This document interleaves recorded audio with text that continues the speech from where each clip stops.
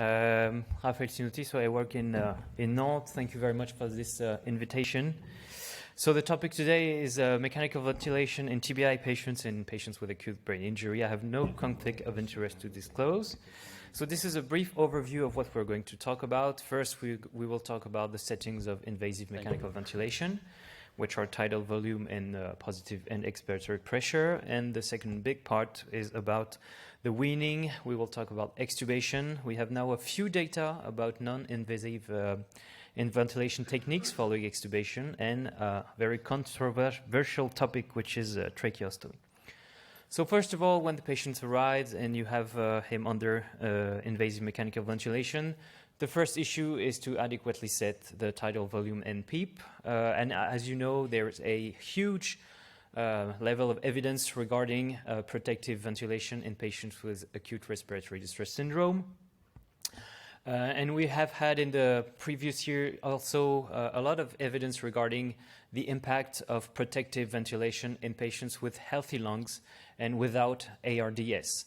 Unfortunately, in many studies, patients with TBI or acute brain injury were not included, mostly because usually physicians are afraid that the modifications in the settings will alter PCO2 and therefore will lead to modifications of ICP and or brain ischemia. So we have fortunately now a bit of evidence, which is summarized in the present meta-analysis we have published recently. So we have roughly 10 papers at our disposal with 2 before-after studies, and one is a multi-center study and another one is a monocentric study, and other cohorts in France and Italy mostly, and a bit in North America. So these are the results of the association of a protective, meaning a tidal volume of 6 to 8 milliliter per kilo of ideal body weight. And you can see there is a non-significant association that favors low tidal volume in these patients. So it's an interesting result that is in line with previous data. And when we studied the impact and the association of a protective or low tidal volume with respiratory complications during the ICU stay, again, this is a non-significant association, but a trend that is reassuring regarding the modification and the lowering of tidal volume in these patients. And fortunately, we have studied in one of our works the modification of PCO2. As I said, it's a major concern for physicians, which is totally justified. And fortunately, you can see on the left-hand side of the slide that the evolution of PCO2 in the first 5 days during ICU stay in patients with a low tidal volume or patients with a high or at least above 7 milliliter per kilo tidal volume, there is no significant modification in PCO2 over time, but of course it requires a close monitoring and a modification and usually an increase of the respiratory rate. So it needs adaptation and modifications in the overall settings of the mechanical ventilation. The second step is the setting of PEEP and the expiratory positive pressure. And when I started my studies, it was kind of a few years now, I was taught to put a 0 PEEP in these patients because the fear was that an increase of PEEP in the lungs and thorax could lead to an impaired jugular venous return and thus an elevation and an increase of ICP. So we have also now some evidence on this aspect, and these are the results of the meta-analysis regarding PEEP. So this is a bit of a surprising result, but we will get into the details a bit. You can see that the forest plot shows that there is a trend that favors a low PEEP that would be associated with a better outcome and mortality. But a low PEEP doesn't mean a 0 PEEP, so this is a very important aspect. And when we have looked into respiratory complications and the rate of ARDS, you can see that the forest plot is strictly in the middle, and there's no message here to take into account. And when we studied the combination with low tidal volume and high PEEP, you can see that the combination which would be called as a protective ventilation, well, there is no longer any significant modification in the outcome and mortality, but there is a serious trend, but although it is not significant, between a protective ventilation and a decrease of respiratory complications and ARDS during the ICU stay.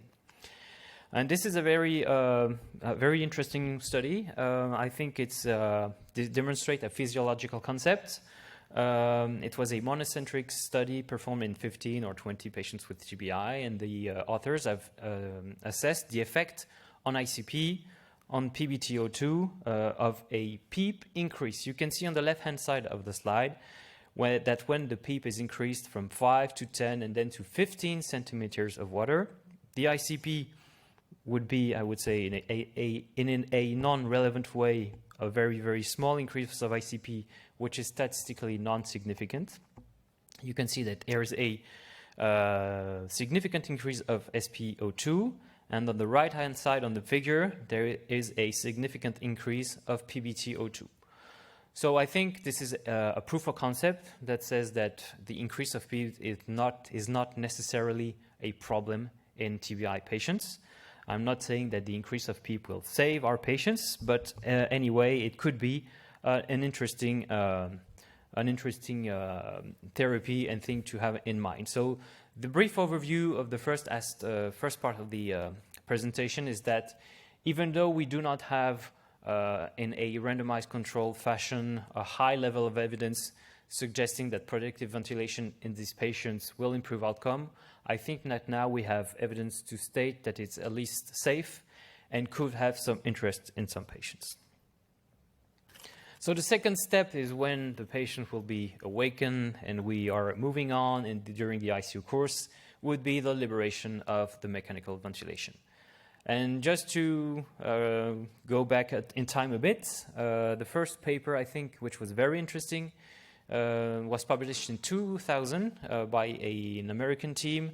It was a single center study where the investigators described what I would call, and they called, a standard strategy, meaning that physicians would wait until the patient recovered enough and the level of arousal is estimated to be high enough, and they compared this strategy versus a more proactive strategy where physicians extubated patients when the level of arousal was felt to be inadequate or the Glasgow score was a bit lower.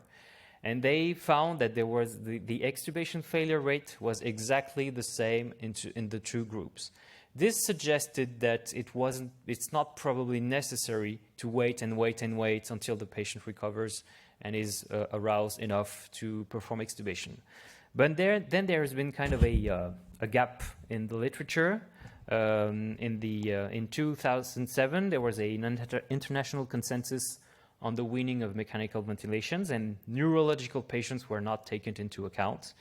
And we had to wait until 2017, when three different teams described the risk factors associated with extubation success, focusing only on patients with acute brain injury. So if we can summarize the findings here, I think there are three separate factors that should be kept in mind. First, the level of arousal seems to be very important nonetheless in order to perform a safe extubation. The level of arousal can be estimated in very different ways. A common way is the Glasgow Coma Score, and some teams have better expertise in the coma recovery scale, so it's not mandatory to use one over the other. It's a matter of personal choice and expertise. The second very specific aspect is the ability for the patient to secure his or her airway. Again, there are several ways to evaluate this ability. You have the gag reflex, the swallowing attempts, the strength of cough, and other factors I will develop a bit later. And then you have a third brick, which is, I would say, general factors, like the use of corticosteroids to avoid post-extubation stridor. You have fluid balance that has been identified in this specific population. And the third thing, which is very important to my mind, is to promote standard of care, bundle of care, and to monitor things in order to improve the outcome and care of patients. The major drawbacks of all these studies is that they were sometimes monocentric, and all the findings were not validated in other cohorts or other ICUs.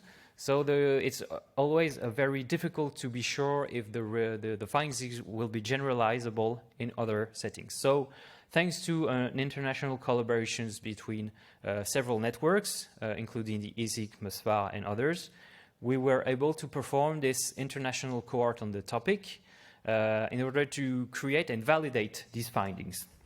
So we were able to include 1,500 patients over 18 countries and in 73 different ICUs.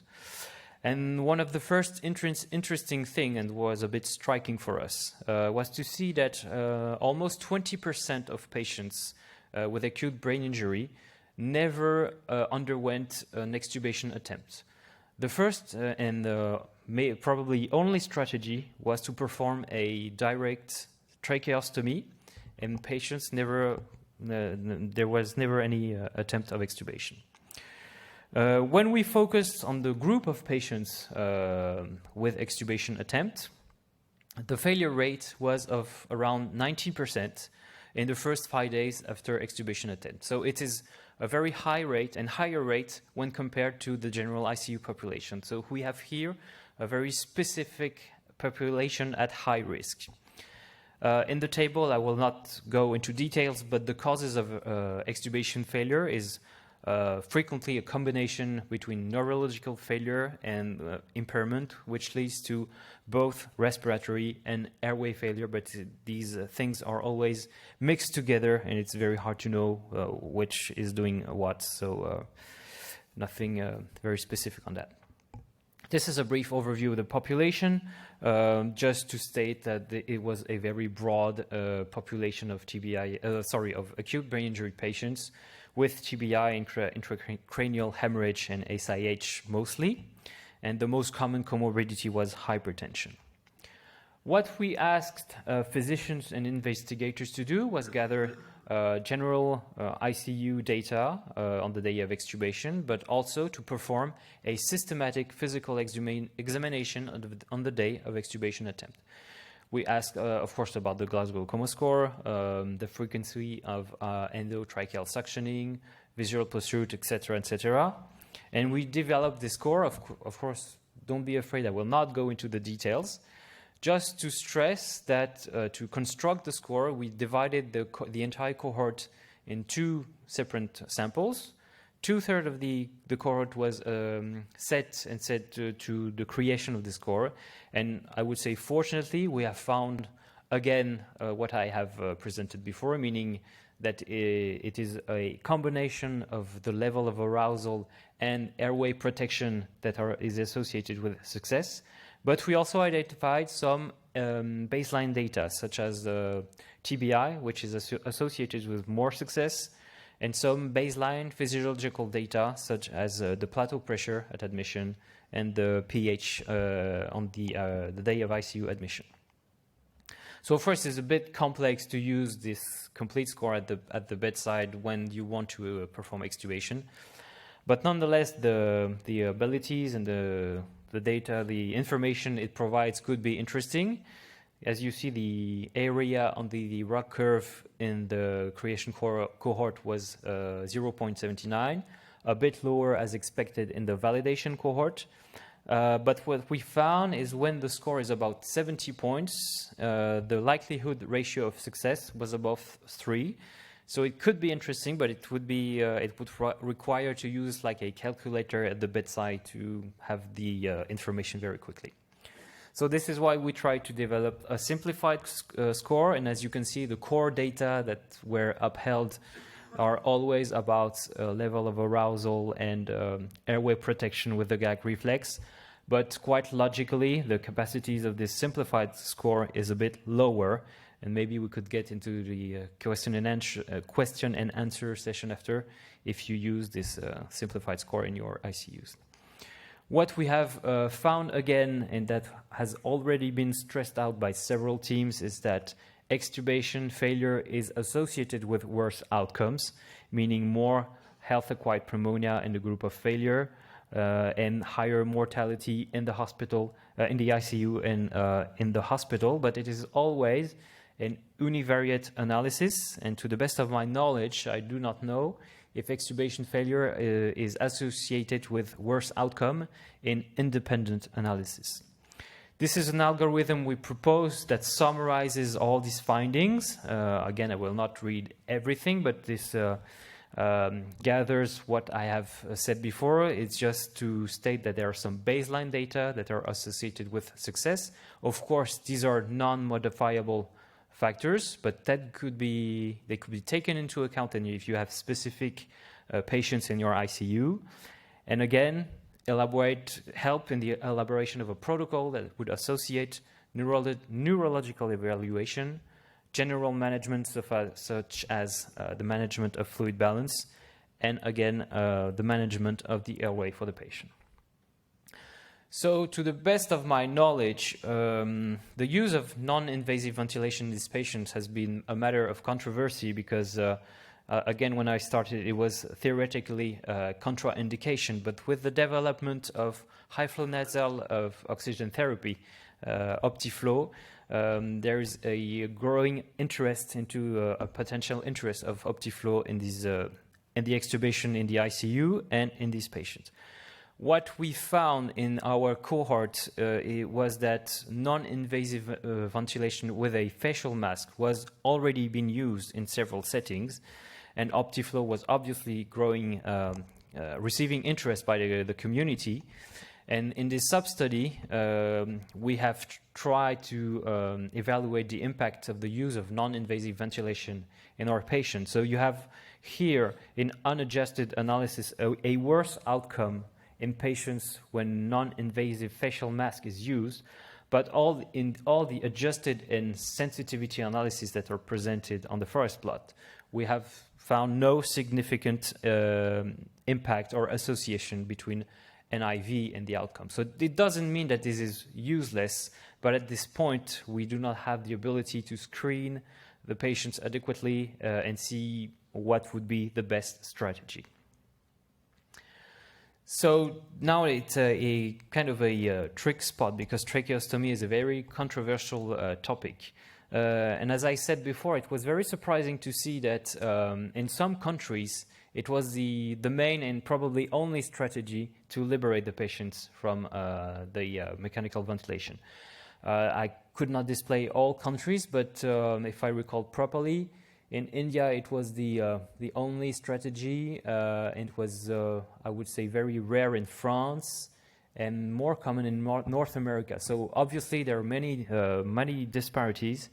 And what was also striking is that neuro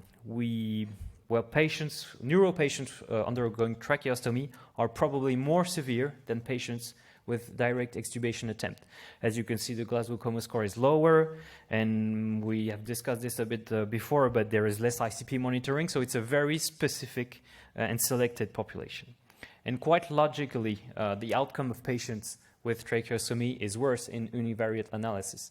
Since these are more severe patients, well, morbidity is worse, and ICU and in-hospital mortality is higher, and we're working on our sub-study to see if this is relevant in adjusted analysis. Maybe you have seen this very interesting trial, which was performed in Germany and the United States. It was a randomized control study in stroke patients, where patients were randomized into an early systematic tracheostomy group and a standard tracheostomy policy group. The authors have included roughly 400 patients. These are the baseline characteristics. As you can see, they were quite young patients with a high NIHSS score, but I think it's a very common population of stroke patients. And the primary outcome was the modified ranking scale at 6 months after the stroke. In the analysis in this study, there was no significant difference between both groups. After discussing with the the primary investigator, Julian Bosel from Germany.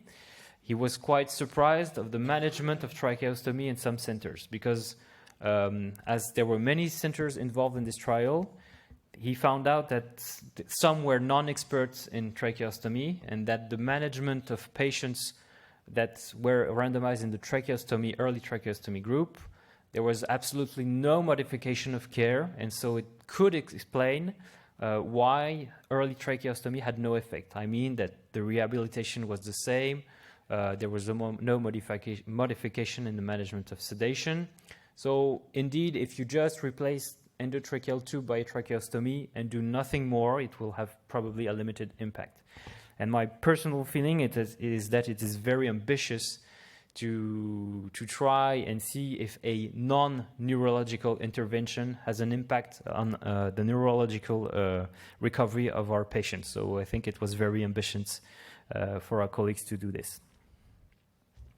So if we can summarize the messages here, I think that now it is safe to state that the mechanical ventilation setting in patients with brain injury should be the same as other patients, meaning the association of a tidal volume of 6 to 8 milliliter per kilogram of ideal body weight, provided, of course, a close monitoring of PCO2 and adjustment on the respiratory rate, and that I think ZEEP or zero PEEP is abandoned to the best of my knowledge, and a minimal PEEP of 3 should be set. Regarding extubation criteria, again, I think it's mandatory to perform a systematic evaluation of the combination of airway function, level of consciousness, and that could be elaborated in a local protocol according to your expertise and personal knowledge. But I think this is a key point to do so: elaborate protocol, standard of care, monitor what you're doing and see if you have a positive impact. And tracheostomy is clearly, to my mind, something interesting, but again, should be part of a protocol and probably a routine and not a life savings once in a while strategy, because it will probably be not very useful. Thank you very much for your attention.